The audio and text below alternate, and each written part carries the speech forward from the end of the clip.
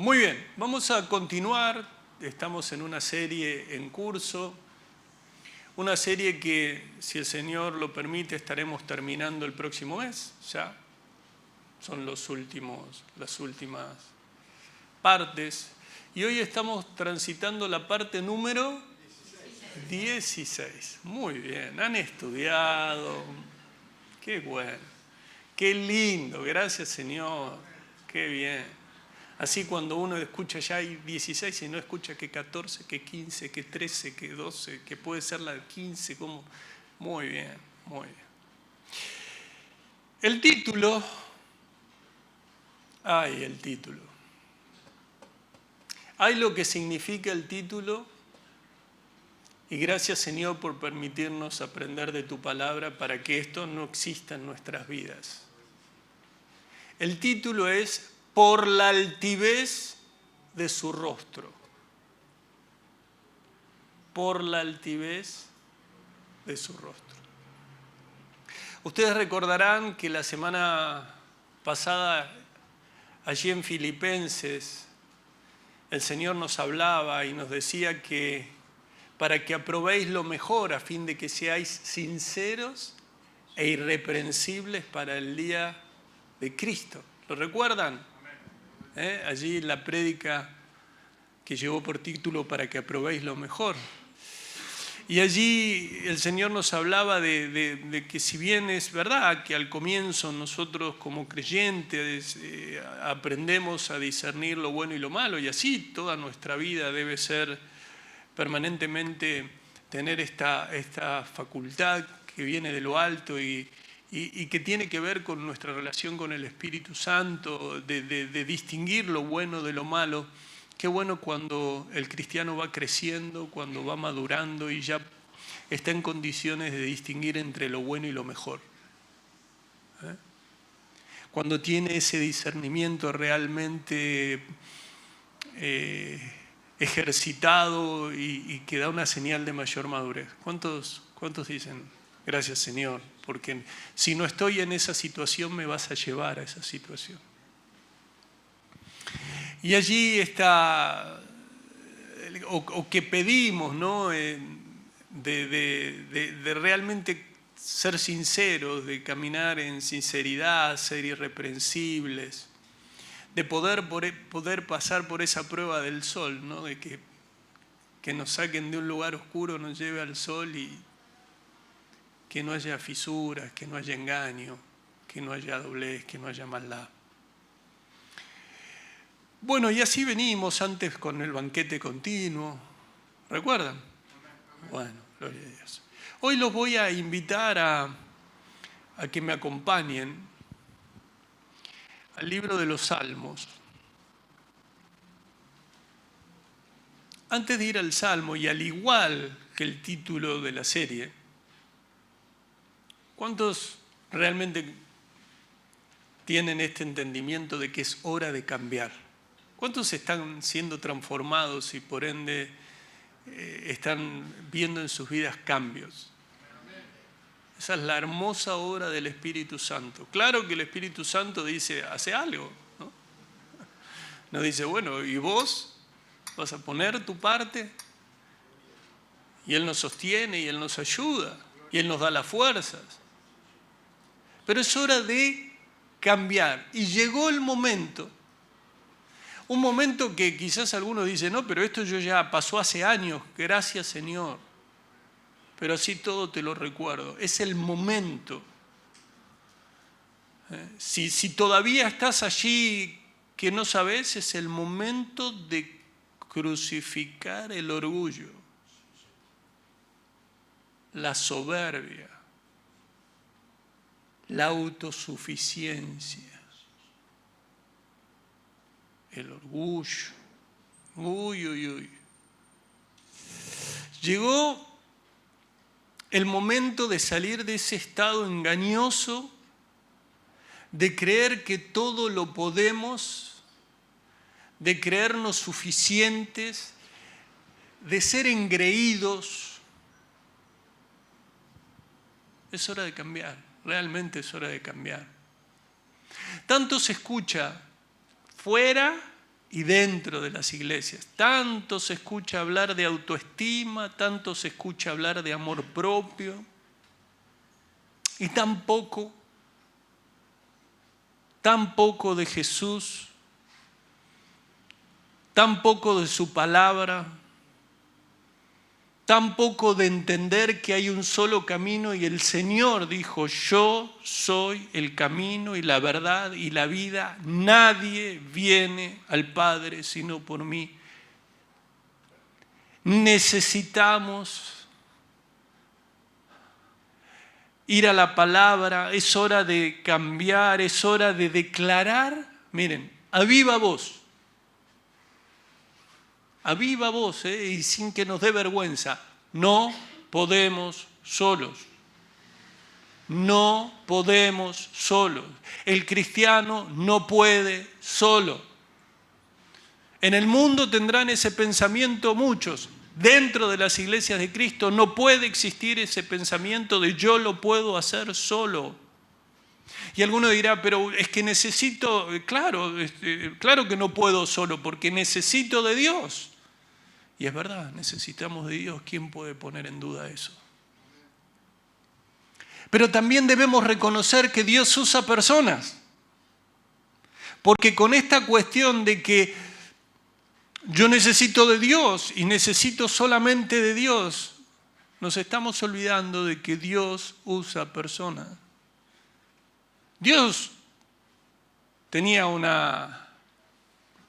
o mejor dicho, ustedes saben que Moisés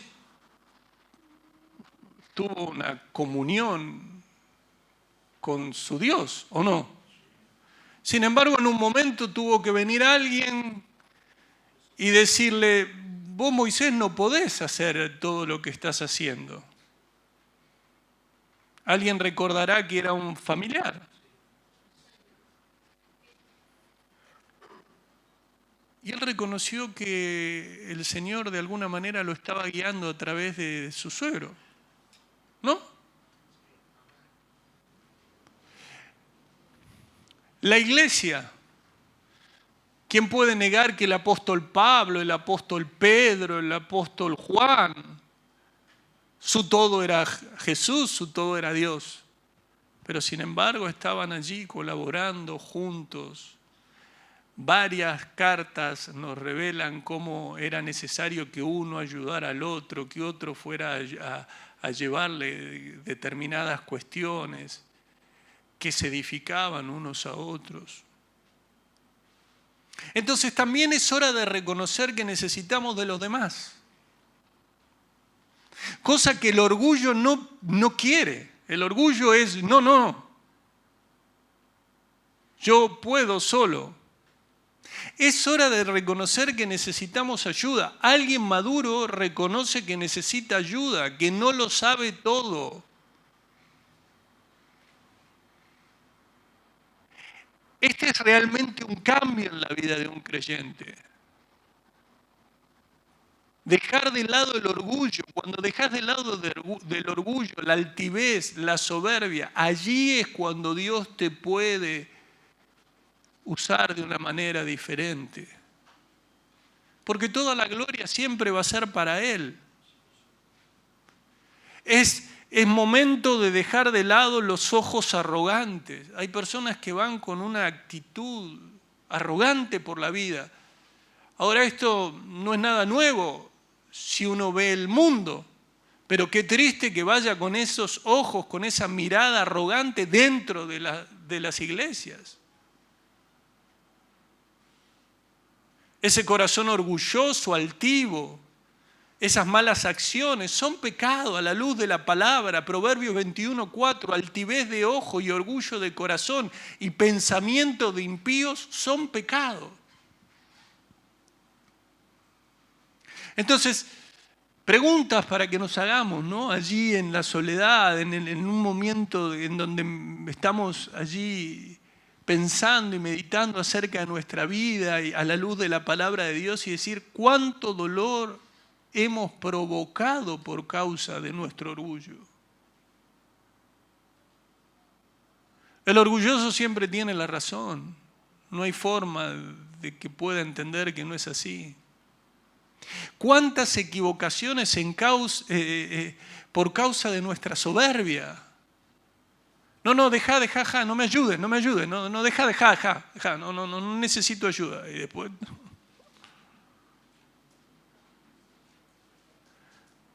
En la vida, en decisiones difíciles y también en cuestiones simples.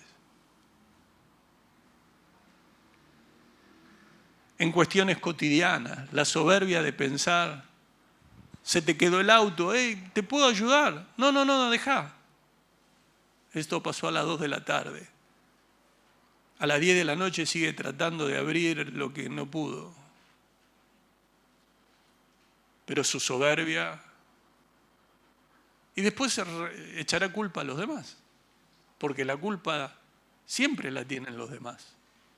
Pregúntenle a un Saúl, la culpa siempre fue de otro.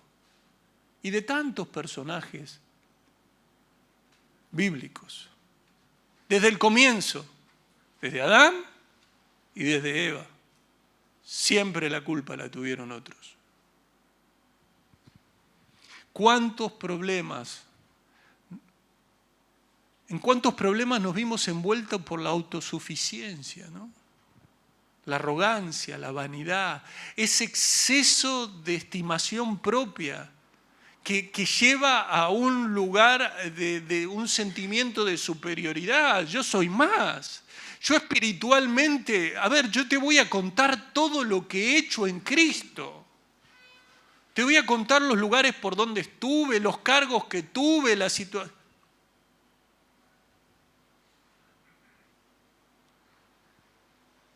Déjame ver tu carácter. No necesito los cargos, no vas a tener jubilación de privilegio. La jubilación de privilegio la tienen aquellos que ejercen determinadas cuestiones en el orden público y demás. Nosotros no vamos a estar jubilados, vamos a estar por la eternidad adorando al Dios viviente. ¿Cuántos dicen amén? Todo el tiempo.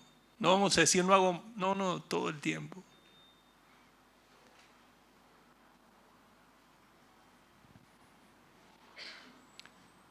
¿Cuántas veces nos ciega el orgullo? Orgullo que no es otra cosa que arrogancia, que vanidad, que exceso de estimación propia que suele conllevar al sentimiento de superioridad. Y esto lo que les estoy leyendo, se los estoy leyendo de lo que dice el diccionario de la Real Academia Española, no lo estoy inventando. Persona o cosa que es motivo de orgullo. Y uno dice, es verdad, bueno, ahí está el orgullo de los padres. Sí, pero hay padres que ese orgullo lo llevan a un lugar que no deben. Y no solo se hacen daño a ellos, sino hacen daños a sus hijos. Otra definición, amor propio, autoestima. Y ahí hay algo que es, ¿no? Del amor propio. Me siento herido en mi orgullo.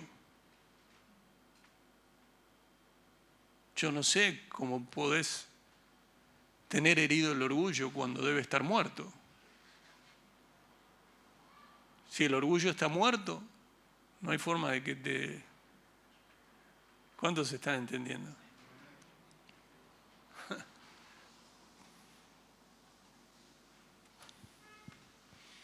Acompáñenme, por favor, vamos a leer el versículo 4 del Salmo 10. ¿Cuántos están entendiendo? Yo les dije que íbamos a ir finalizando las últimas reuniones y las últimas partes de la serie y se iba a ir poniendo complejo. ¿Por qué? Porque son cosas que no queremos aceptar. Que muchas veces son tan evidentes que los que nos rodean dicen, qué orgulloso que es. Qué orgulloso que ese es mi esposa o es mi esposo.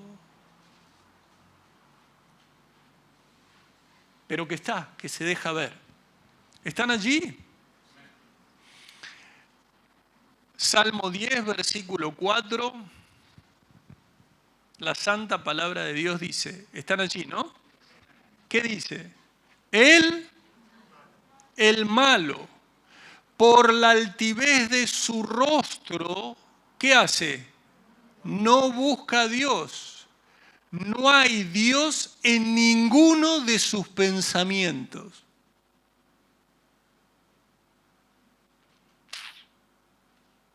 Tremendo. Este Salmo 10 es un salmo que probablemente, posiblemente, con certeza, un montón, muchos justos, lo han cantado con dolor, lo han cantado con angustia, lo han cantado llorando, porque de alguna manera nos permite encontrar una representación más que clara de la iniquidad, de lo que está mal, porque describe obras, describe costumbres, describe la propia mente, las palabras, los sentimientos y por supuesto el destino del impío. De una manera tan vívida que debe llevar a asustarse a aquellos que tienen esta vida. Fíjense que al comenzar este Salmo 10, en el versículo 1, la palabra de Dios dice, ¿por qué estás lejos, oh Jehová, y te escondes en el tiempo de tribulación? ¿Cuántos han pensado, cuántos han dicho de una o de otra manera, cuando estaban atravesando una prueba, un momento de tribulación, Señor, ¿dónde estás? ¿Por qué te escondes? ¿Por qué no te veo? ¿Por qué no veo tu mano? Parece que no hablas, parece que no intercedes, parece que va pasando el tiempo y veo que los malos siguen siendo malos, haciendo maldades y yo aquí esperando como si nada. ¿Les pasó alguna vez o no? Bueno, primero te quiero decir algo. Este salmo, como vemos, comienza con una actitud del salmista de desaliento. Está desesperanzado. ¿Por qué?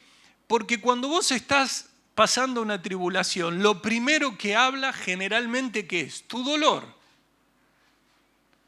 tu angustia.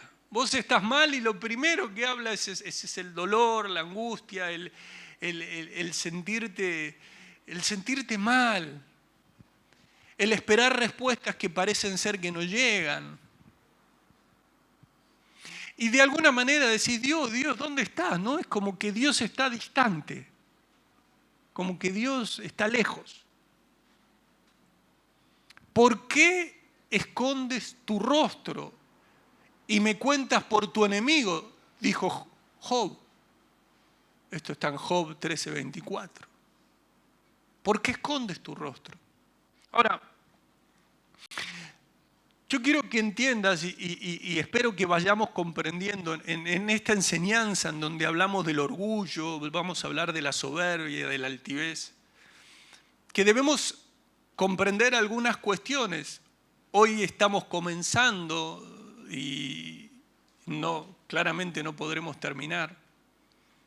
Se te vendrán preguntas que el Señor, en su misericordia, a través de la palabra, las vaya contestando hoy y en tu meditación diaria.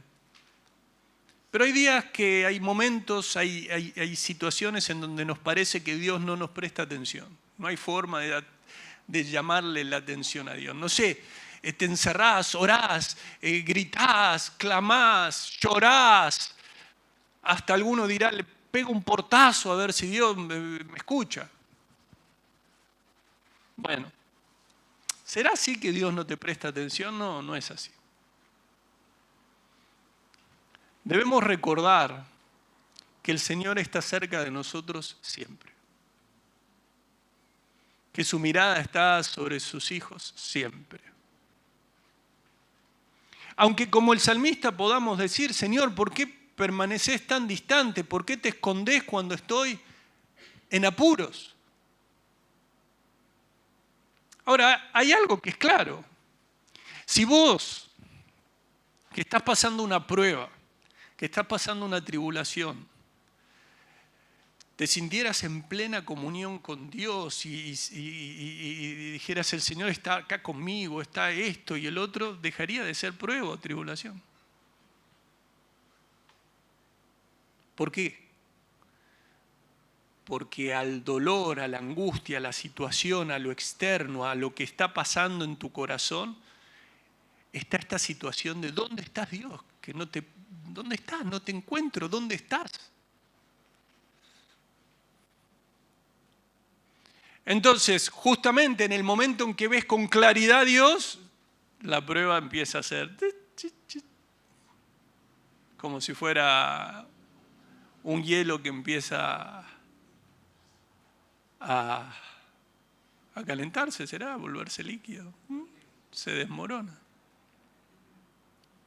Entonces, en tiempo de prueba o en tiempo de tribulación es donde debemos entender, aquellos que somos cristianos, que leemos la palabra, que sabemos que no estamos allí justamente porque Dios quiere hacernos daño, sino que estamos allí justamente porque Dios está tratando de enseñarnos, nos está llevando a tener una confianza mayor en Él, está tratando de darnos un entendimiento renovado. Que las pruebas son necesarias, ya lo hemos visto, no vamos a volver. Y que el Señor está en control, en absoluto control, aunque vos digas, ¿dónde está el Señor?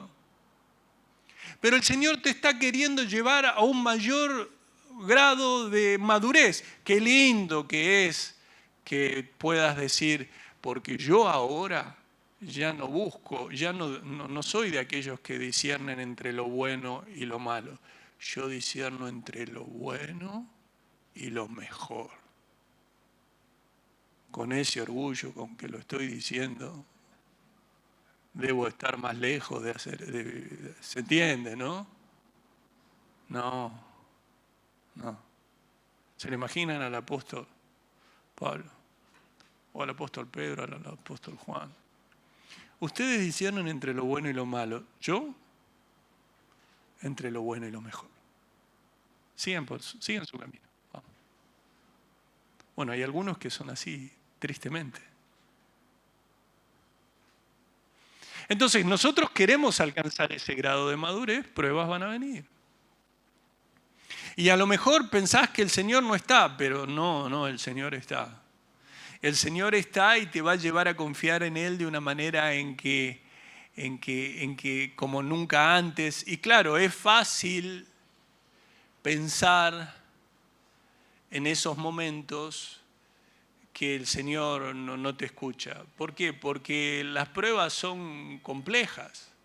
Pero ahí así como con la tentación, el Señor siempre nos da la salida, de la misma manera es durante los momentos en los que nos sentimos más solos, que sentimos que no sabemos ni con quién hablar. Vos decís, ¿con quién lo hablo esto? Mirás a tu esposo y decís, no. Mirás a tu esposa, no. Y parece como que no encontrás con quién hablar.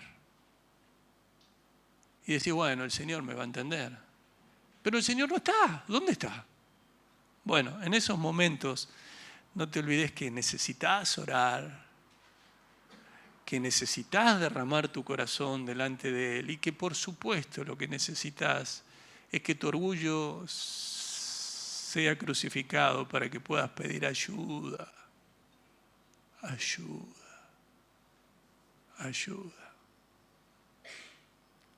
Muy bien.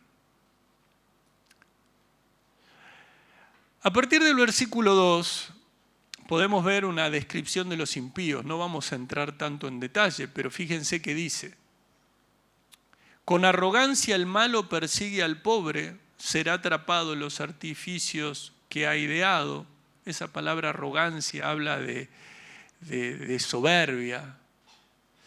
Porque el orgullo, la soberbia, es un pecado que de alguna manera, si uno dice, bueno, yo acá tengo mi corazón y quiero sacarle todos los pecados, y y agarras un martillo, y quiero de alguna manera sacarle, acá tengo, a ver, Bueno, cuando creas que sacaste todos los pecados, escondido está el orgullo. Sigue estando. Solo Dios lo puede sacar y solo lo va a hacer cuando vos seas realmente dependiente de Él. Porque el orgullo dice, a mí déjame. Dios por un lado, yo por el otro, estamos bien, a veces coincidimos, a veces no. Él sabrá por qué no coincidimos, yo me quedo con lo mío.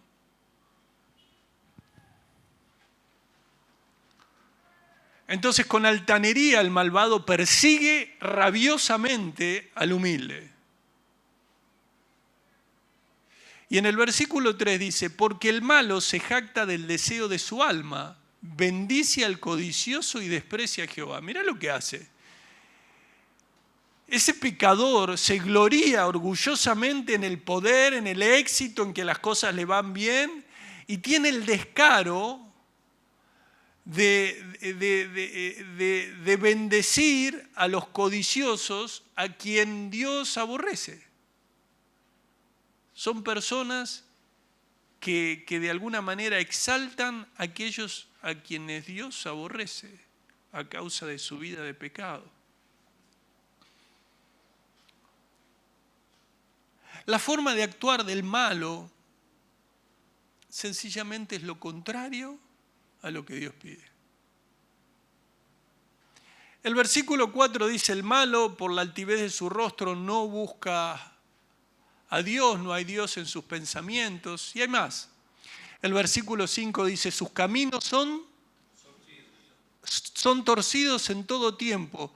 Tu juicio los tiene muy lejos de su vista, a todos sus adversarios desprecia. Aquí hay una realidad, ¿no? De que aunque sus caminos son torcidos en todo tiempo, no me digas cómo, pero ellos prosperan. Los ves prosperar. ¿Recuerdan los salmos en los cuales estuvimos meditando los días miércoles? Bueno, pero prosperan en lo que hacen.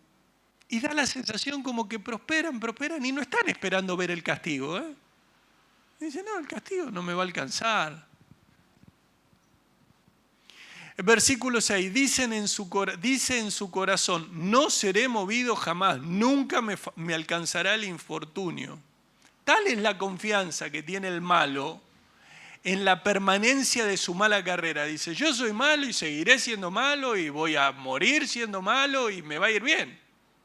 Bueno, lo que está queriendo ignorar, a veces de forma consciente y a veces inconscientemente, es que hay un gobierno providencial de Dios, que Dios es el juez. Pero es como una cuestión como que me voy a jactar de la libertad que tengo para hacer el mal. Entonces vos ves a personas que hacen el mal y se jactan. Y lo hacen a la vista de todos y ponen cuestiones ahí en internet y ponen como si nada. Hacen el mal pensando que la carrera es libre. Que Dios les ha dicho, bueno, a lo mejor ni piensan en Dios, ni tienen a Dios, pero como que Dios les ha dicho, aquí está, hacé lo que vos quieras. Seguí con tu mala carrera. El versículo 7, por eso les decía, ¿no? Lo interesante de cómo describe al malo, lo interesante de este salmo es que podemos encontrar cómo piensa, lo que dice, cómo habla. Miren, el versículo 7, llena está su boca de maldición y de engaños y fraude, debajo de su lengua hay vejación y maldad. ¿Qué hace con su boca? Y la boca de él, del malo, desborda de insultos, de engaños, de opresión, hay agravios, hay maldades, así se maneja. De hecho, este versículo del Salmo 10, versículo 7, es citado por Pablo como prueba tanto de que los judíos como los gentiles cometieron engaño y fraude. En Romanos 3:14 dice, su boca está llena de maldición y amargura. ¿Qué más hace este malo? El Salmo 10, 8, el versículo 8 dice, se sientan acechos cerca de las aldeas, en escondrijos mata al inocente, sus ojos están acechando al desválido. Versículo 9, acecha en oculto, como el león desde su cueva, acecha para arrebatar al pobre. Aquí el pobre es piadoso, al manso, al que sufre. Arrebata al pobre trayéndolo a su red. Se encoge, se agacha y caen en sus fuertes garras muchos desdichados, como leones, ¿no? Están allí agazapados, listos para atacar a la próxima víctima. La agarran en su trampa, se la llevan. Y en el versículo 11 dice en su corazón, Dios ha olvidado, ha encubierto su rostro, nunca lo verá. Fíjense, el justo comienza diciendo, no sé dónde está Dios. ¿Dónde está? Estoy pasando momentos muy malos. ¿Dónde está? Y aquí en el versículo 11, los perversos dicen, Dios no nos mira. ¿Se dan cuenta como en un lugar parece como ambos ponen su mirada o ambos hablan de Dios pero con miradas muy distintas? Uno buscando con ansiedad que Dios se manifieste. El otro diciendo, Dios no nos mira, cerró sus ojos, ni siquiera ve lo que hacemos. Fíjense lo que es el corazón arrogante. Ah, no me hables de Dios.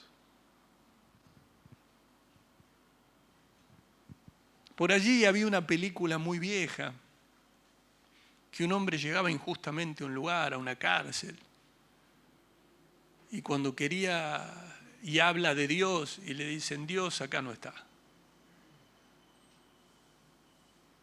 El carcelero, que era nefasto, le dice, Dios acá no está, no está. Finalmente escapa, parece ser que Dios le permitió escapar.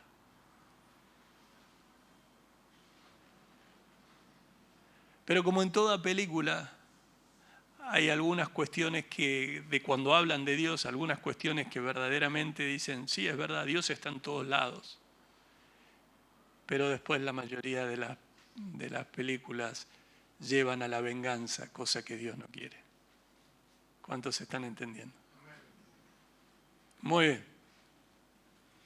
Bueno, a partir del versículo 12, levántate, oh Jehová Dios, alza tu mano, no te olvides de los pobres. Aquí nos vamos a dar cuenta cómo esa desesperanza empieza a ser transformada en esperanza, empieza de alguna manera a amanecer ese sentir de buscar de Dios, de clamar a Dios. Y luego hacia el final, a partir de los versículos 16, vemos cómo Dios hace justicia. Después lo leen, por favor, completo en sus casas. Pero me quiero detener en el versículo 4. Están allí. El malo. Hemos hablado del malo, el malo, el malo, el malo. Bueno, el malo es la palabra rayá, es una persona activamente mala. Tiene cualidades de alguien malvado. Esas cualidades que tiene son malas. Y uno dice, cualidad, maldad. Sí, malas. Es malo. Por eso se le llama impío. Puede intentar parecer religioso, pero no teme a Dios humildemente. De hecho, ustedes saben que impío es el nombre colectivo que se da a los pecadores, ¿no? A los hacedores de injusticia, a los enemigos del Señor. De hecho, ustedes recordarán que vimos esta palabra cuando estuvimos meditando en Proverbios, capítulo 9, versículo 7, donde la Escritura dice, el que corrige al escarnecedor se acarrea afrenta, el que reprende al impío se atrae mancha. ¿Se acuerdan? Bueno, impío es esta misma palabra que es utilizada aquí para el malo. Y después allí está la palabra altivez y está la palabra rostro. Rostro habla es una palabra que habla de nariz, específicamente del cartílago de la nariz, así, de la cara.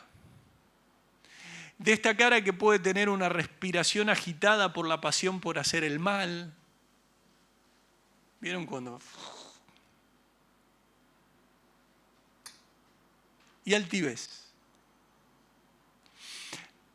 La palabra altivez tiene el significado, fíjense, es utilizada en diferentes momentos y se habla, por ejemplo, de altura de los objetos. Por ejemplo, el pórtico que estaba al frente del edificio era de 20 codos de largo, igual al ancho de la casa, y la altura de 120 codos, y los cubrió por dentro de oro puro.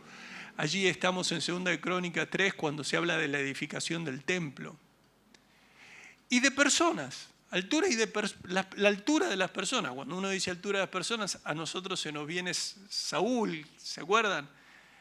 Pero dice en 1 Samuel 17:4, salió entonces del campamento de los filisteos un paladín, el cual se llamaba Goliat, de Gat, y tenía de altura 6 codos y 1 palmo. Era alto, malo, y terminó como ustedes ya saben. Hermanos de alguien que no tenía los atributos físicos, pero que sencillamente había depositado su confianza en el único gigante que hay, que es Dios. ¿Amén? También habla de soberbia, habla de orgullo. ¿Se acuerdan cuando allí se narra la enfermedad de Ezequías? Bueno, dice, pero Ezequías, después de haberse enaltecido su corazón, se humilló. Él y los moradores de Jerusalén, y no vino sobre ellos la ira de Jehová en los días de Ezequías. Ezequías, ustedes saben que estaba enfermo y clamó, y bueno, y saben que Dios extendió, puso su mano. Lo cierto es que aquí altivez habla de alguien que se quiere hacer notar, que se quiere hacer notar desde su propio rostro, quiere mostrarse, porque los altivos, los orgullosos, están tan llenos de sí mismos que sus pensamientos están lejos de Dios, no buscan a Dios. Son las personas que están permanentemente, si fueran un tanque de nafta estarían, ¿cuánto te pongo? Llenalo de yo. No, pero no tenemos esa. Mirá que acá tenemos nafta y. No, pero es mi auto. Llenalo de yo. Bueno. Es por eso que muchos tienen el auto y no le arranca.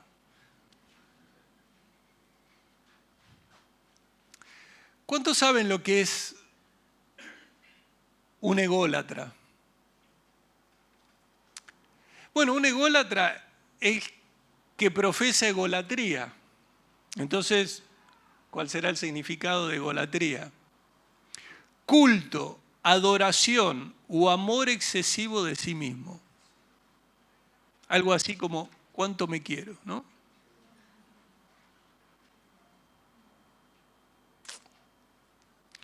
Culto, adoración o amor excesivo en sí mismo. Esto estamos hablando desde un diccionario, ¿eh? No bíblico, el diccionario. Ego. Fíjense que egolatría, bueno, egoísmo también, ahí está dando vuelta.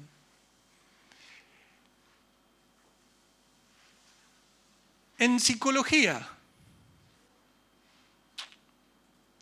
es una instancia psíquica que se reconoce como yo. El ego como el yo, según Freud. Ego, aprecio excesivo de una persona siente por sí misma. Fíjense cómo todo esto está relacionado con también la autoestima,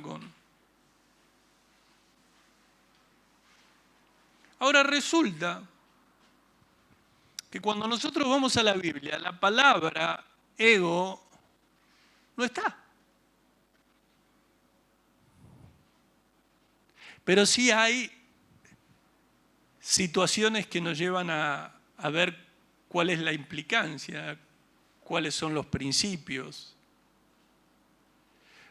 Porque la palabra ego se refiere usualmente a ese, una vez más lo digo, ¿no?, exagerado sentido de importancia, de autoimportancia.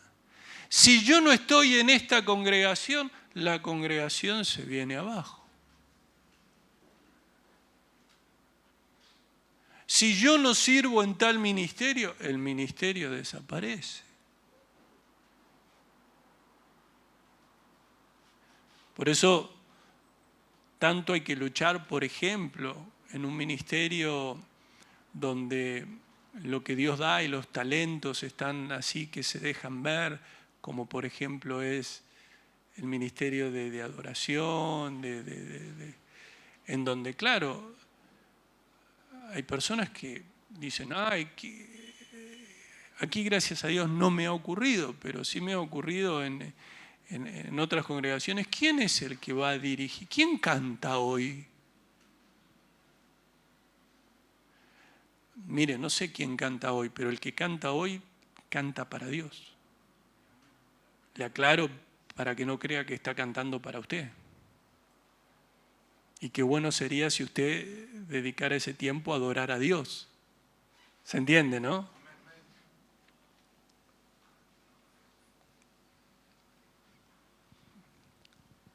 Hablando claro, en la práctica es cuando las personas viven pensando y con una preocupación por el yo, yo tengo esto, yo tengo el otro, yo tengo este problema, yo tengo acá, yo tengo acá. Va alguien a visitar a alguien, va una persona, va un cristiano a visitar a alguien que está pasando un mal momento. Se le sienta, la persona está ahí pasando un momento en la cama y ahí con algún tipo de enfermedad, y la persona que se sienta al lado, mira, yo te cuento, yo tuve esto, yo tuve el otro, yo tuve acá, yo tuve allá, mandale el historial médico, déjalo que lo estudie, volvé otro día. No pueden dejar de hablar, se tienen que hacer notar. ¿Se entiende? Y cuando no reciben del otro lado, ¿y qué? Buscan mayores situaciones para hacerse notar. Ese es el orgullo. Esa es la altivez, esa es la arrogancia. Llévalo a lo extremo y pensalo en tu vida. ¿No? Ahí estás en tu casa entrando, cuando entras gritás, cerrás la puerta, llegué yo. ¿Y qué significa llegué yo? Que todos los que están haciendo algo dejen de hacerlo porque llegué yo. ¿Cómo que significa? ¿O no? Como los nenes. ¿Vieron los nenes que va la madre, los busca del colegio y en cuanto entran ponen un pie adentro, está la leche? Bueno, dame 5 minutos. Pero que tengo hambre. Pero es que si te estaba yendo a buscar. ¿Cómo hacemos? Son niños. Son niños.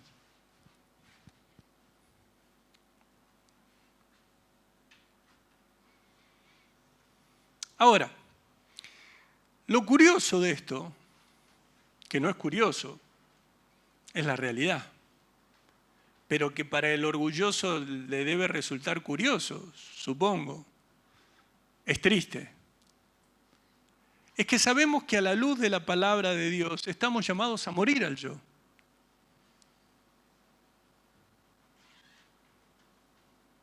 Nuestro llamado como cristianos es morir al yo, que es lo opuesto al ego.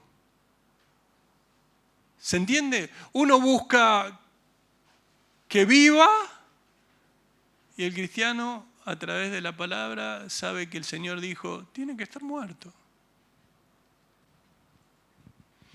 Cuando el apóstol Pablo le ofrece a Timoteo esa descripción de condiciones que iban a existir en el mundo antes de la venida del Señor, Yo no sé si ustedes quieren ir, es un pasaje muy conocido, es una lista muy similar a la que la da cuando habla de los impíos en Romanos 1, pero en 2 Timoteo, en capítulo 3, versículo 1, habla del carácter de los hombres en los postreros días. Lo conocen, hemos hablado de esto. Dice la palabra, también debes saber esto, que en los postreros días vendrán tiempos peligrosos. Y el versículo 2 dice, ¿lo tienen? Porque habrá hombres amadores de sí mismos.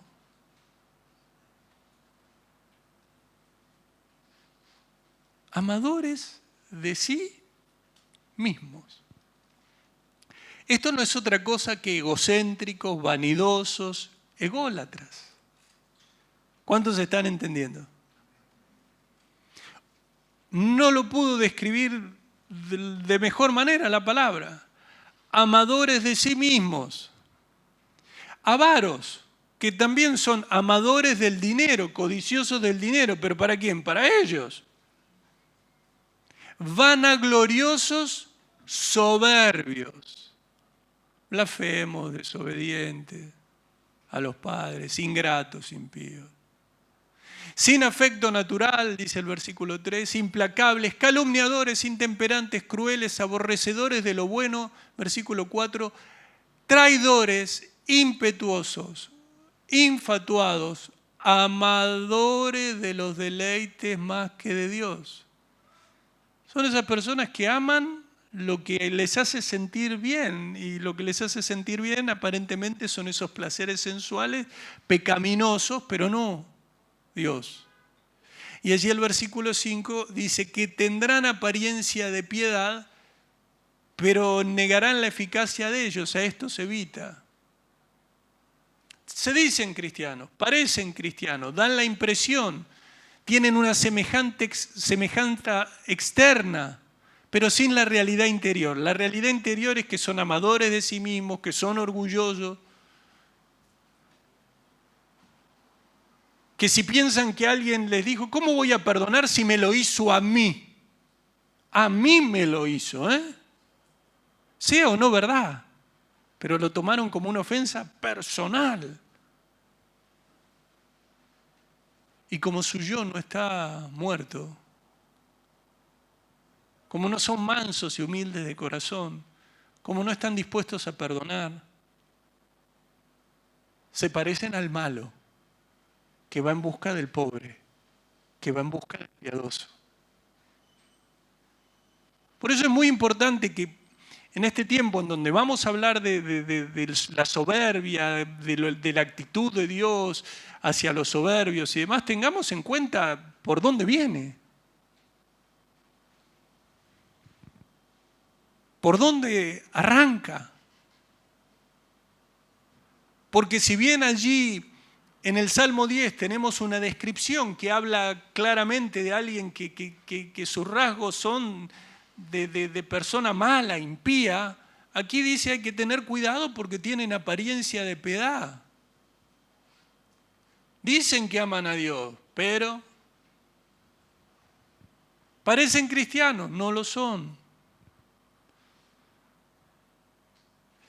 Entonces debemos tener algo en cuenta y a medida que vos vas madurando vas comprendiéndolo de una mejor manera. Aún en esta época donde tenemos el canon completo, donde tenemos el Antiguo y Nuevo Testamento, iban a haber tiempos peligrosos claramente a causa de las persecuciones que ocurren desde afuera. Pero hay que tener mucho cuidado porque también la palabra nos habla que iba a haber corrupciones internas, personas dentro de las iglesias. Y cuando los hombres no temen a Dios, no les importa ofender a Dios, no les importa pecar contra Dios, ¿qué les va a preocupar hacerle daño a otras personas?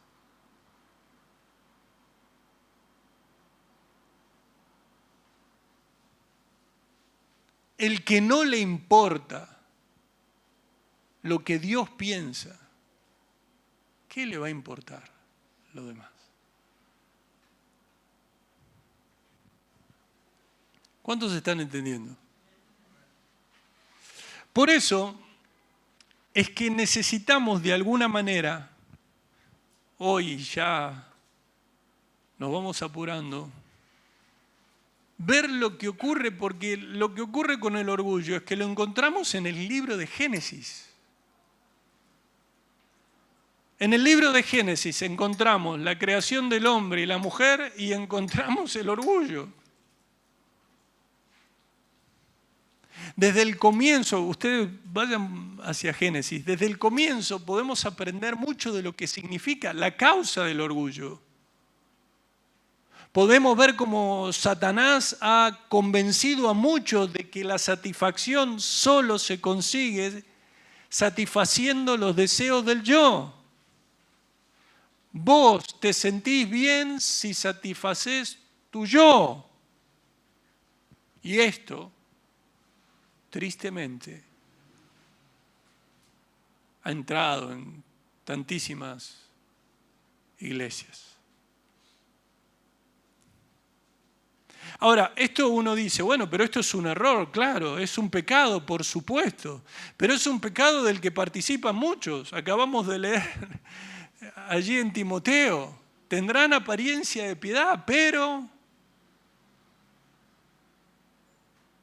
Entonces, en tiempos en donde se habla tanto de inteligencia artificial, en donde se habla tanto de lo que viene, de lo que va, de las posibilidades del tiempo, nosotros tenemos la posibilidad de saber lo que pasó hace mucho tiempo, porque podemos ir hasta el jardín del Edén, porque podemos ver lo que cómo Eva se dejó engañar con una de las mentiras más peligrosas que siguen estando hoy claramente por todos lados, que es: seréis como Dios. Seréis como Dios. ¿Qué implica que uno será como Dios? Para el orgulloso es autonomía total.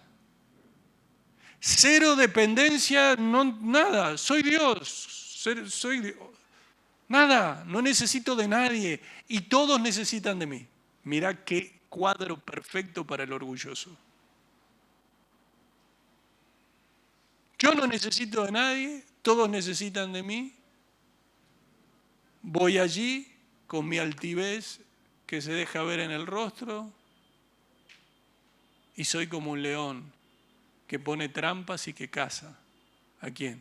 A los justos, a los piadosos.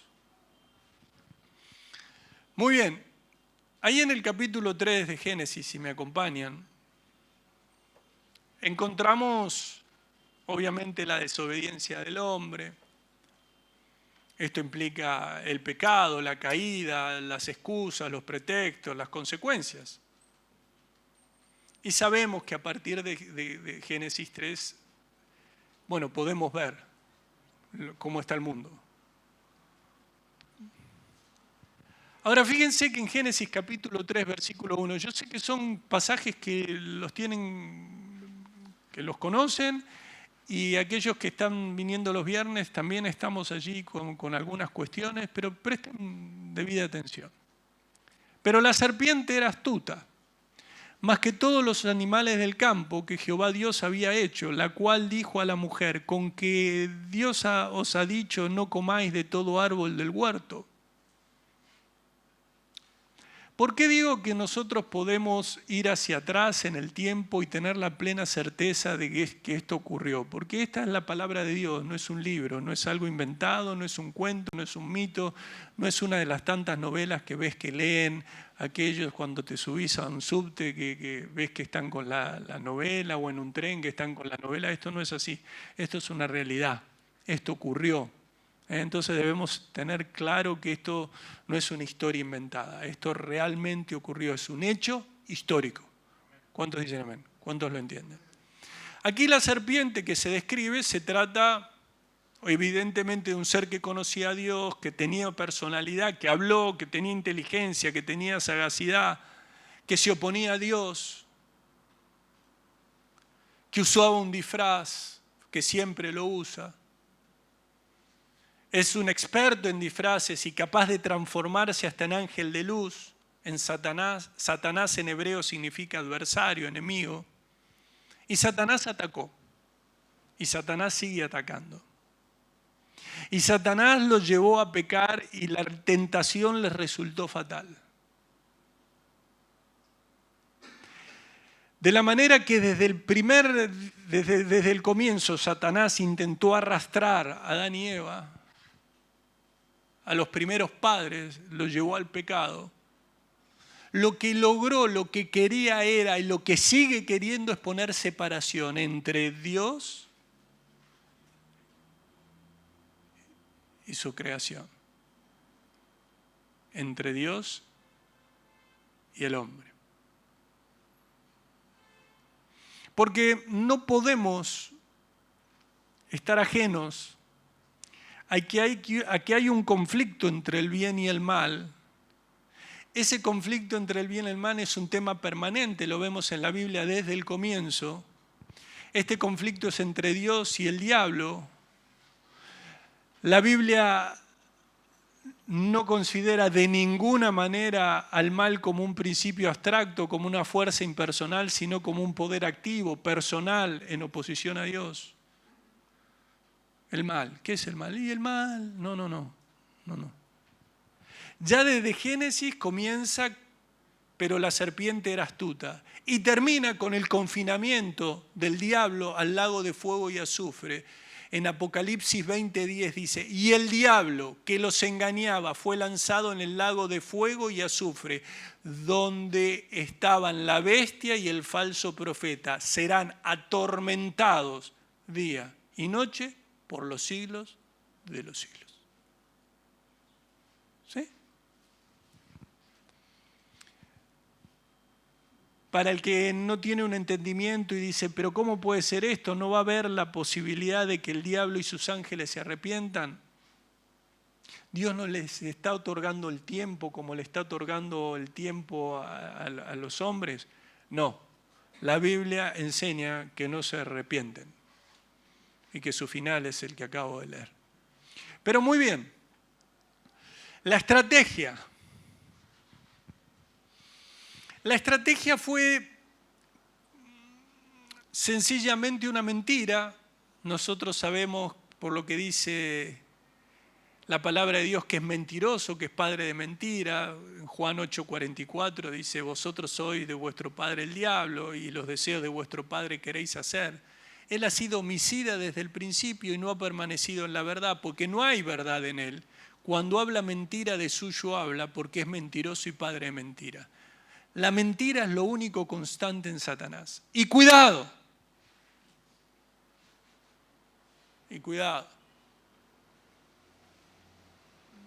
No resulte que vos, diciéndote cristiano, la mentira sea una parte de tu vida, que vivas mintiendo, en que aunque vos no te des cuenta, todos los demás ya se dan cuenta que sos un mentiroso. Porque para tapar una mentira necesitas mentir otra vez, y necesitas mentir otra vez, y necesitas mentir otra vez, y necesitas mentir otra vez. Y si tu vida tiene por constante la mentira, ten en cuenta lo que dice aquí en Juan capítulo 8, versículo 44. No puede ser para mí, no mientas y demostrar que no estás con el diablo, que sos un hijo de Dios, que tú sí sea sí, tú no sea no. ¿Cuántos están entendiendo esto? Gracias, Señor. Muy bien. Allí en Génesis capítulo 3, versículo 1, encontramos una pregunta que parece al principio inocente, con que Dios os ha dicho, no comáis de todo árbol del huerto. Nunca puede ser inocente algo que viene de parte de Satanás. Esto está claro. Así que Dios les dijo que no comieran de ningún árbol del jardín. Fíjense que le dijo, no comáis de todo árbol del huerto. Esta primera pregunta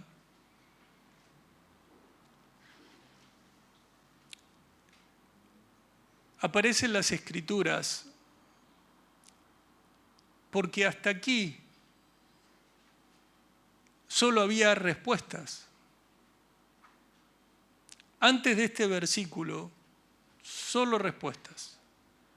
Aquí la primera pregunta que encontramos. Una pregunta perversa para que Eva dudara y desconfiara de lo que Dios dijo. Y yo quiero ir lento, pero quiero que pensemos. Cuando preguntás, ¿con qué intenciones preguntás?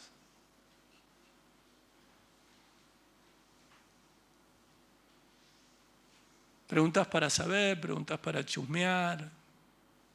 ¿Para qué preguntás? ¿Preguntás porque te interesa? ¿Preguntás para ver si la otra persona cae?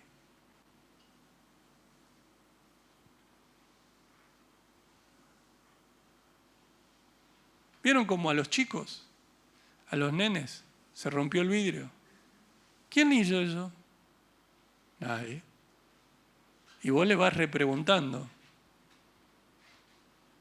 hasta que le decís, miren que yo sé que ustedes quizás no fueron, pero del otro lado quedó la pelota y si no es de ustedes, déjenla, pero si no, alguien va a pasar y se la va a llevar. ¿No? Y los chicos salen corriendo a buscar su pelota. Claro, los nenes no se mueven más por esos estímulos de lo que le gusta, lo que no le gusta, y lo que aprendieron es a negar las cosas que hicieron mal. Están nosotros los papás a ayudarlos a que no lo nieguen, sino que por el contrario, en vez de mentir, digan la verdad, ¿no? Pero ¿con qué intención preguntas? Porque la primera pregunta que encontramos vino de parte de Satanás y fue esta, con la intención de hacer caer a alguien en pecado.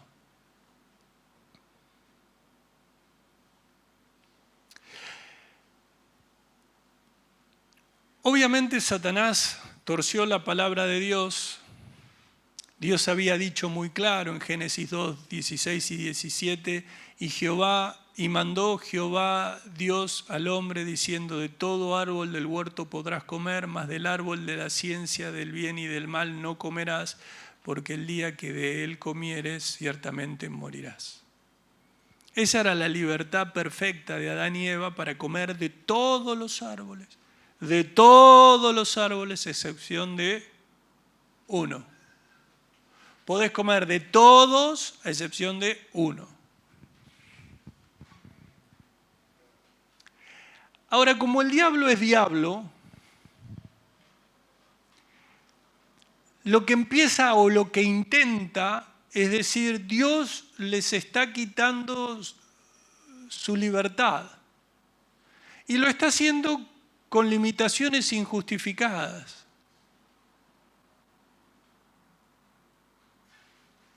Satanás elimina por completo esa noción de libertad y dice, no comáis de todo árbol del huerto. Fíjense cuando vos estás allí y empezás a decir, ¿por qué la Biblia me prohíbe esto? ¿No ves en todo lo que la Biblia te deja?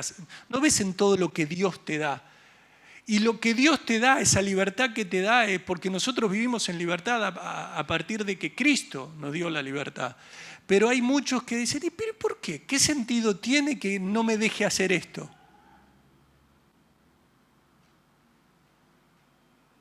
¿Por qué esto no? Si todos lo hacen. ¿Por qué esto está mal? ¿Por qué no me puedo, por qué no es conveniente que, o están allí diciéndome algo acerca de cómo me comporto, con mi vestimenta, o mi forma de hablar? Malas palabras dicen todos.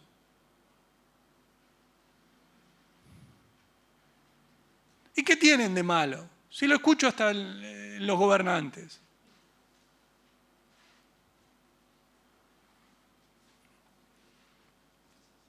Y al igual que Eva, que empieza a mirar la prohibición en lugar de la libertad, así hay muchos creyentes hoy en día, miran la prohibición en lugar de ver la libertad que tienen para vivir plenamente en Cristo.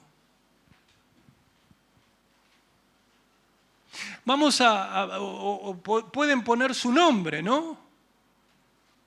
Yo pongo el mío, Claudio mira, Claudio miró, Claudio está mirando la prohibición en lugar de la libertad. Si quieren, pónganse cada uno su nombre y digan lo mismo. ¿Por qué estoy mirando lo que Dios me dijo que no? ¿Acaso pienso que Dios no es bueno? ¿Acaso pienso que me pone limitaciones que son injustificadas? Que no tiene por qué. Que a mí no me hacen mal. A otros puede ser, a mí no. Entonces en ese versículo 1, con que Dios ha dicho, no comáis de todo árbol del huerto, Él sencillamente lo que quería destruir era la primer pareja.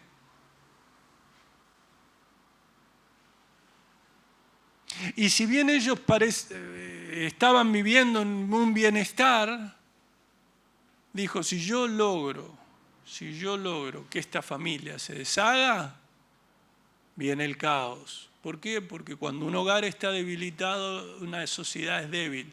Por eso nunca hemos visto sociedades tan débiles como en este tiempo, porque se ha atacado constantemente al matrimonio. Y cuando se ataca al matrimonio, cuando se ataca a la familia, cuando se ataca a los hogares constituidos, cuando se ataca el modelo de Dios, las sociedades están debilitadas. La serpiente va y le habla a Eva. Bueno, Eva no estaban los dos, estaba Eva sola. Cuando uno está solo está más vulnerable. Por eso muchos que no quieren entender que no importa en qué congregación, pero deben congregarse. Y cuando digo no importa en qué congregación, les estoy diciendo no es que no busquen la dirección de Dios, no es que estén atentos a si se predica la palabra o no estoy diciendo andá y metete en el primer lugar que encontrás. Lo que te estoy diciendo es que necesitas congregarte, necesitas estar con el pueblo de Dios. ¿Por qué? Porque si hay algo que hace Satanás es aísla a las víctimas y ¡tac! Como el malo, que acecha como el león.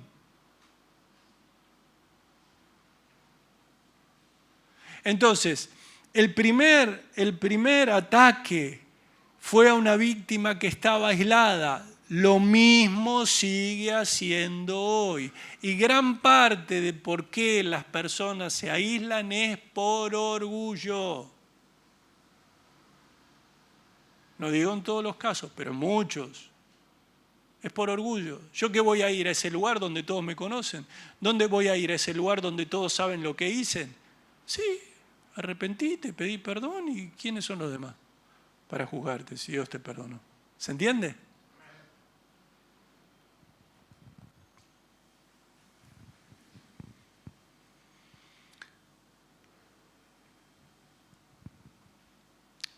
Y uno se podrá preguntar, ¿pero qué pasa con la armadura de Dios para que podáis estar firmes contra las acechanzas del diablo?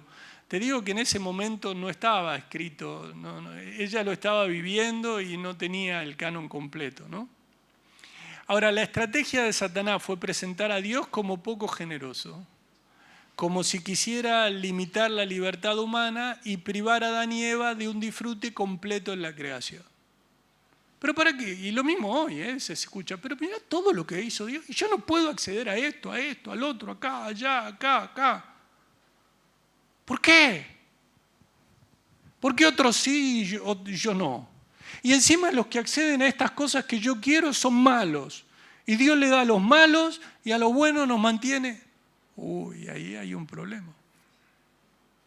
Hay un gran problema. Y muchos viven con este tipo de dudas, de conflictos, de incredulidad. Y es por eso que desde muchos púlpitos le dicen, no, yo sé que vos querés escuchar y yo te voy a dar lo que vos querés escuchar. Podés hacer lo que quieras, Dios te va a bendecir, Dios... ¿Se entienden, no?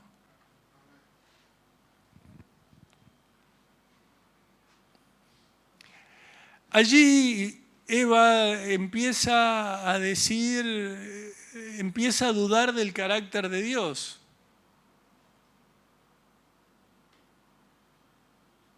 Porque Dios estaba interesado solamente en el bienestar de ellos. Pero la mujer responde a la serpiente, el versículo 2. Del fruto de los árboles del huerto podemos comer. Y acá hay algo importante, porque uno puede decir, pero ¿Eva sabía que estaba entablando una conversación con el enemigo sobrenatural de Dios? ¿Ella conocía a Satanás?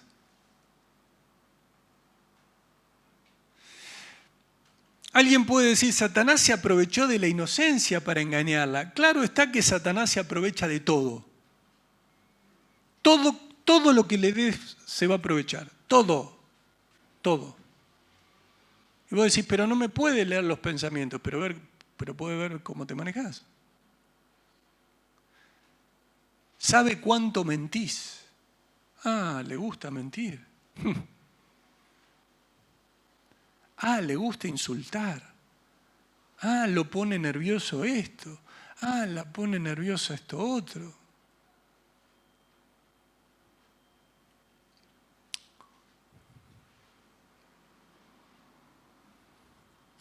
Es verdad, ella no conocía a su enemigo, pero debió desechar ese ataque, porque tenía una ventaja única.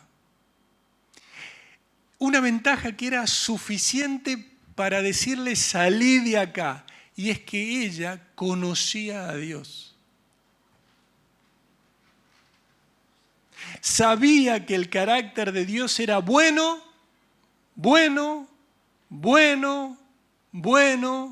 y bueno. Había experimentado la abundancia, la bendición, la generosidad ilimitada de Dios. Eva debió sospechar, decir, no, pero ¿cómo me va a plantear de que Dios, no importa qué me dice, cómo me va a plantear de que Dios es malo? Y eso es lo que muchos cristianos no se dan cuenta. Cuando dejan llenarse la cabeza y dicen, pero ¿cómo voy a estar pensando de que Dios es malo? ¿Cómo voy a estar pensando de que Dios no es generoso conmigo? ¿Se entiende? No importa en qué, en lo que fuere.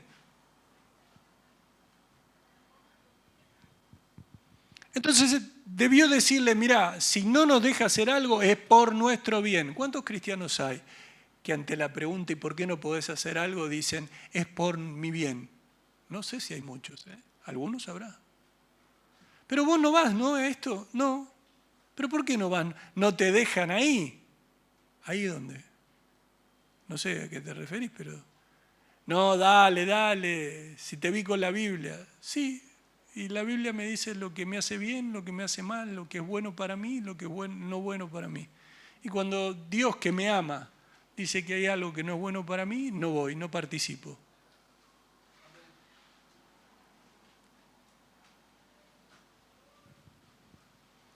Es que nunca sospechás.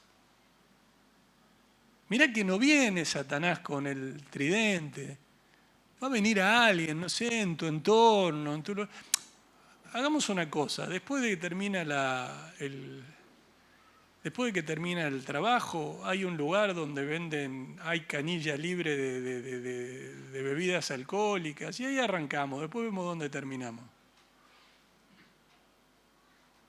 Pero que Dios no quiere lo bueno para mí. Esto es libertad. ¿Se entiende? ¿Se entiende o no se entiende?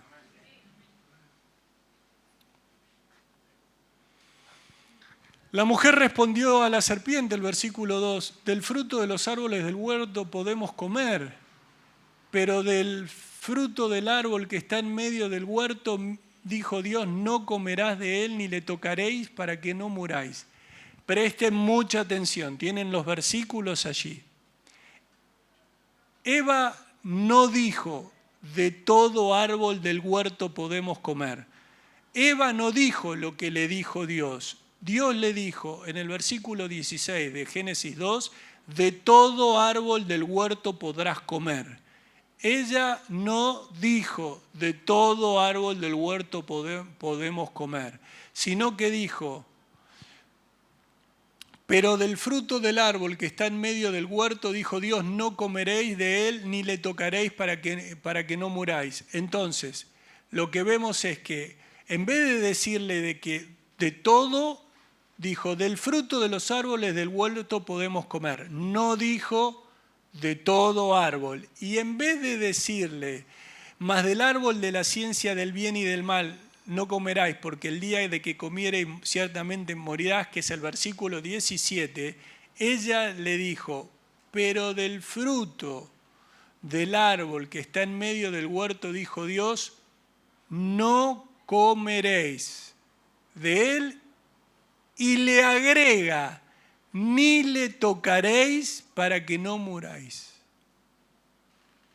Dios no le había dicho nada de tocar o dejar de tocar.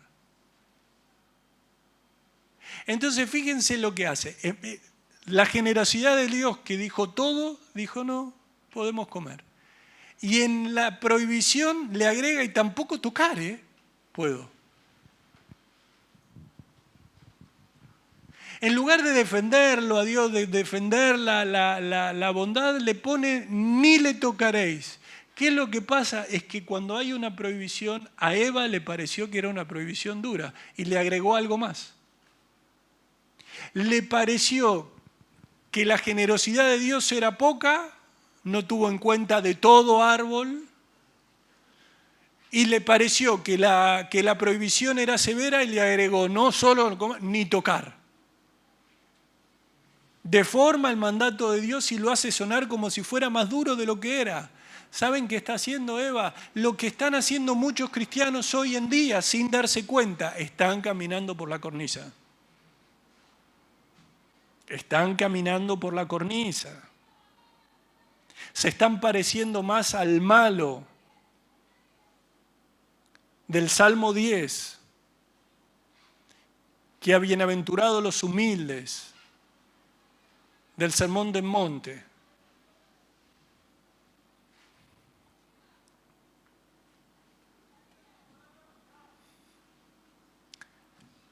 La maldad ya había entrado en su corazón. ¿Por qué? Porque había empezado a creerle a Satanás antes que a Dios.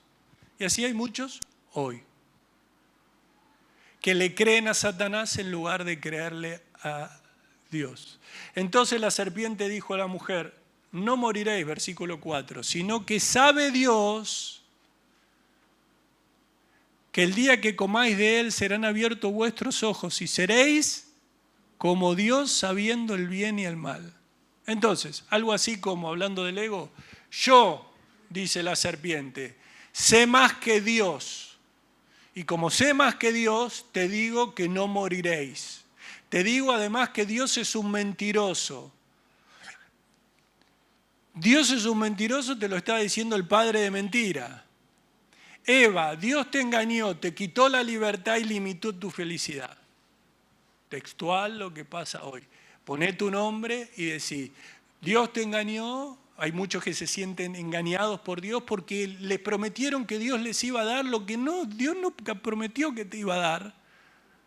Pero en otros lugares, en muchos lugares te dicen, Dios te va a dar esto, te va a dar esto. Y después pasan años y dicen, pero Dios me mintió. No, Dios no te mintió. Te mintieron los que te dijeron algo que fue para que te hiciera cosquilla en tu oído. Lo que Dios ya te dio es muchísimo más de lo que vos podías pedir siquiera. Pero bueno, aquí estamos en donde muchos dicen, Dios me engañó, me quitó la libertad y limitó mi felicidad. Yo no soy feliz porque sigo a Dios. Entonces cuando dejan de seguir a Dios parecen como esos peces. ¿Ubican los peces? ¿Alguien fue a pescar? ¿Están con una cara ustedes? ¿Alguien fue a pescar? Bueno, vos sacás al pez Cuando sacás ya es pescado, ¿no? Lo pescaste. Le sacás el anzuelo, si fue el anzuelo, y está el pez así. Y está, y salta, y salta, y salta, y salta, y salta, y salta, y salta, y salta, y salta, y salta, y salta. Y cada vez va saltando menos. ¿Por qué? Porque la verdad es que no es para respirar fuera del agua. ¿Sí? Entonces vos decís, no, pero la pesca es deportiva, no es para comer, digamos. Y lo volvés a poner y ves que el pez en el agua, si le pudieras escuchar, canta. ¿Se entiende? ¿Por qué? Porque volvió a su hábitat. Hay muchos que pasan por iglesias, nunca se llegaron a tener un encuentro con Dios y cuando vuelven al mundo parece que vuelve el pescadito al agua. Ahora sí estoy bien. Esto era lo mío. Ahora sí hay libertad. Ahora sí estás en manos del diablo. Ahora sí conozco cuál va a ser tu final si no te arrepentís y te volvés a Dios. ¿Cuántos están entendiendo? Entonces vos decís, ¿por qué hay gente que dentro de las iglesias florece y hay quienes parecen florecer cuando dejan de estar congregándose y siguiendo a Dios? Sencillamente por esto. Porque hay quienes han conocido a Dios y son como la luz del día que va en aumento hasta que el día es perfecto, y aquellos que nunca han conocido a Dios y lo único que quieren es volver al lodo. Y en el lodo se sienten felices, sucios, pero felices. ¿Cuántos están entendiendo? ¿Vamos terminando? Y bueno, me va a decir, pastor, ya era hora, ¿no? En algún momento va a terminar. Pero quiero cerrar hoy, porque si no, después, para lo que continúa. Bueno,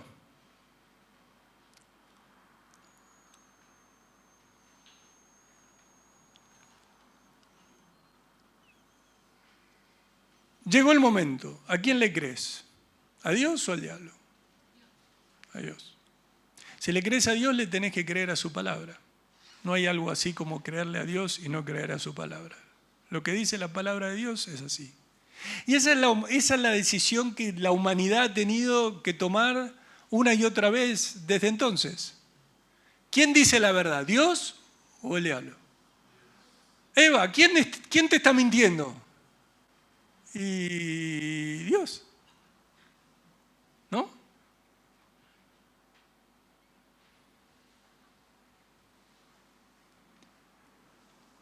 Si Dios es tu todo, nunca vas a pensar que te quiere limitar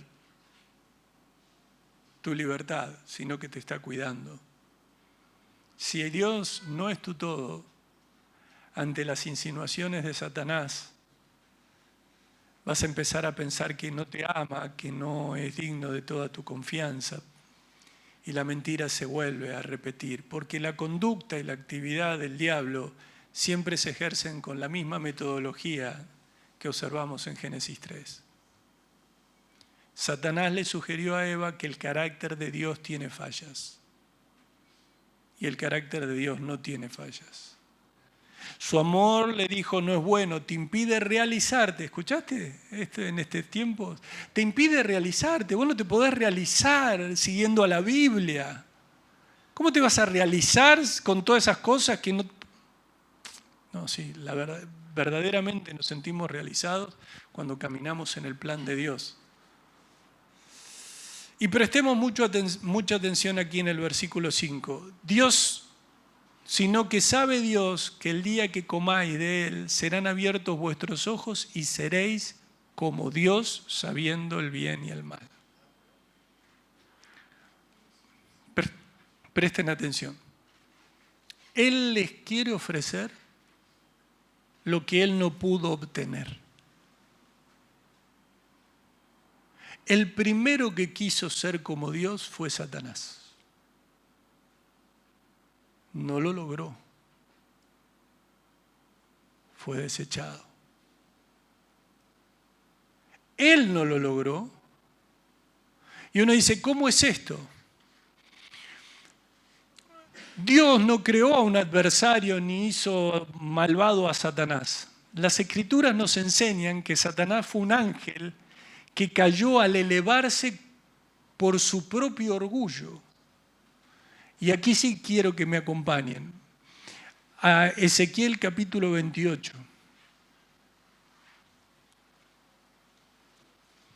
Posiblemente este es el relato más claro y completo de la rebelión de Satanás. En Ezequiel 28:13 dice, en Edén, el huerto de Dios estuviste. ¿Está ahí? De toda piedra preciosa era tu vestidura, de cornerina, topacio, jaspe, crisólito, berilo y onice, de zafiro, carbunclo, esmeralda y oro. Los primores de tus tamboriles y flautas estuvieron preparados para ti en el día de tu creación. Tú, querubín grande, protector, yo te puse en el santo monte de Dios, allí estuviste, en medio de las piedras de fuego te paseabas. Perfecto eras en todos tus caminos desde el día que fuiste creado. Nada que ver con Dios. Dios no tiene principio y fin, Dios no fue creado. Fuiste creado hasta que se halló en ti. Esta es la criatura angélica caída que conocemos como Satanás. Aunque este texto uno lo ve y está dirigido al rey de Tiro, como mensaje profético, el contexto hace evidente que su alcance, su trascendencia, va más allá de aquel rey terrenal y se dirigía en realidad a la fuente sobrenatural de su maldad, su orgullo y su autoridad corrupta. Entonces aquí en Ezequiel se nos muestra con claridad que esta criatura fue antes ángel, uno de los querubines cuya función permanente era la adoración celestial.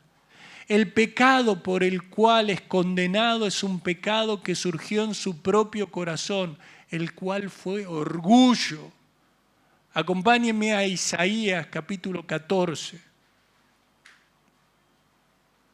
Como el pasaje de Ezequiel es una condenación profética dirigida a un rey terrenal, pero en este caso el rey de Babilonia. Isaías 14, 12. ¿Lo tienen? ¿Cómo caíste del cielo, oh lucero, hijo de la mañana? Cortado fuiste por tierra, tú que debilitabas a las naciones. Lucero es un nombre que significa el que brilla, o el que lleva la luz. Versículo 13. Tú que decías en tu corazón, miren lo que decía en su corazón. ¿Se acuerdan de lo que dice el malo en su corazón que leímos en el Salmo 10? Miren lo que dice en Isaías. Tú que decías en tu corazón, subiré al cielo, en lo alto, junto a las estrellas de Dios, levantaré mi trono y en el monte del testimonio me sentaré a los lados del norte. Versículo 14. Sobre las alturas de las nubes subiré y seré semejante al Altísimo. Escalaré hasta los cielos más altos y seré como el Altísimo. Versículo 15. Mas tú derribado eres hasta el Seol, a los lados del abismo. Él quiso exaltarse, quiso exaltar su trono por encima de todos los demás y ser semejante al Altísimo. Satanás fue echado del cielo por su orgullo. Su intención fue usurpar el trono de Dios. El orgulloso quiere usurpar el lugar de Dios en la vida en su vida. Dios es tu creador. Te hizo a su imagen y semejanza para que le adores, para que le exaltes, para que le alabes, para que te rindas ante su majestad, no para que creas, para que quieras ser como Él, para que seas dependiente de Él. No buscó Dios tu autonomía, que hicieras lo que vos quisieras.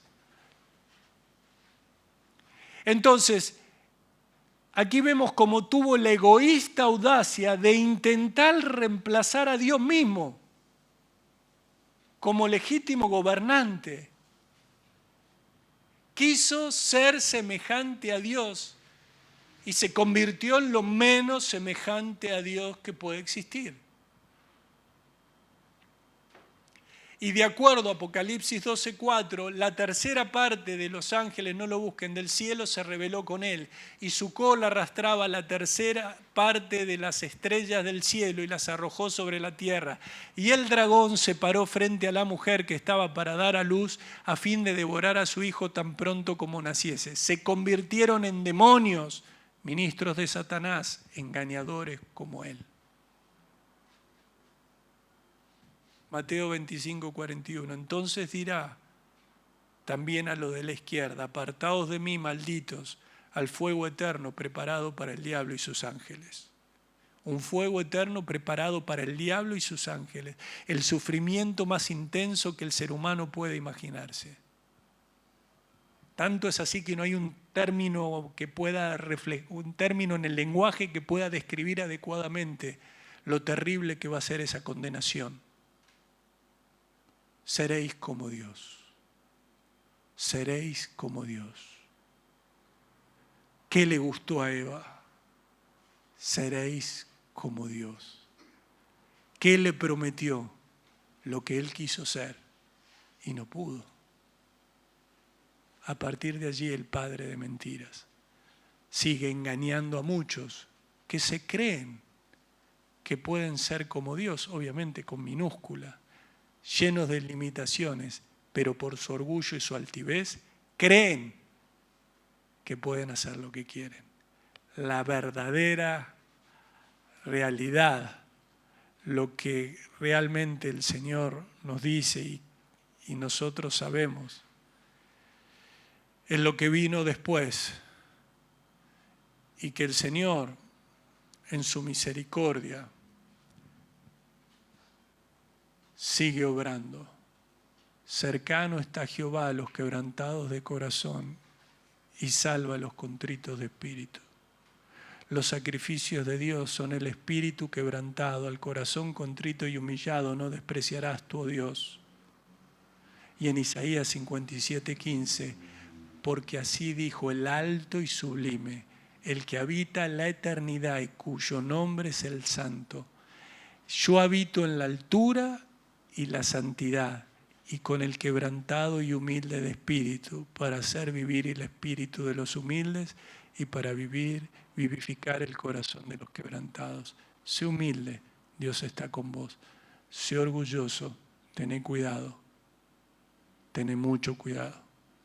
Satanás sigue engañando de la misma forma y siguen cayendo de la misma forma. Los invito a ponerse en pie.